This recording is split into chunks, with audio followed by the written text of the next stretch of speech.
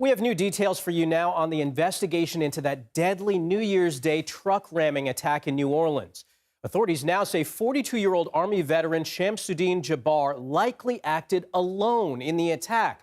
Officials have also revised the death toll figure from 15 to 14 after the New Orleans coroner's office said the initial count included Jabbar, who was killed in a shootout with police.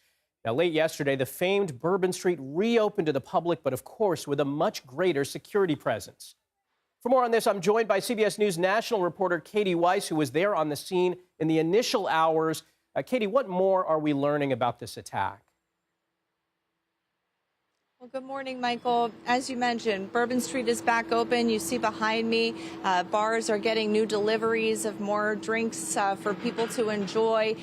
Yesterday afternoon, I was here in the French Quarter when Bourbon Street was reopened.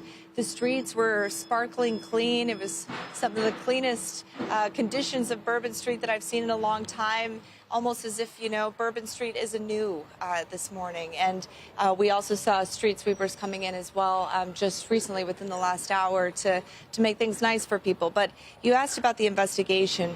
There's a lot of new information. We learned about pipe bombs that the suspect planted here in the French Quarter, but that were confiscated by authorities after the attack took place. Fortunately, those bombs did not go off, did not detonate.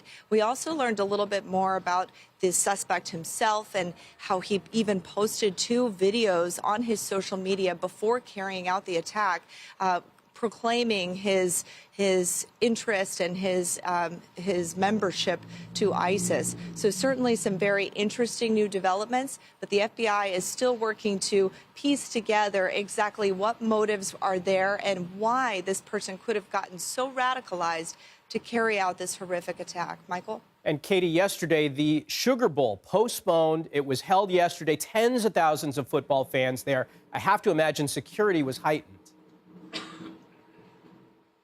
It absolutely was. And still to this morning, we've been seeing police all morning from local, state, federal agencies. Homeland Security was even here yesterday afternoon, blocking off the entrance of Bourbon from Canal, right where the border of the French Quarter begins.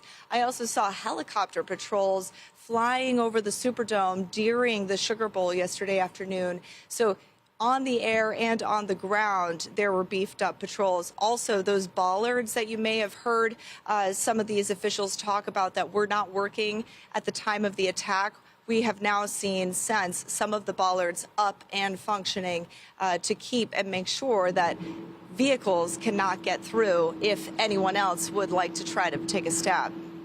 All right, Katie Weiss in New Orleans, thanks so much.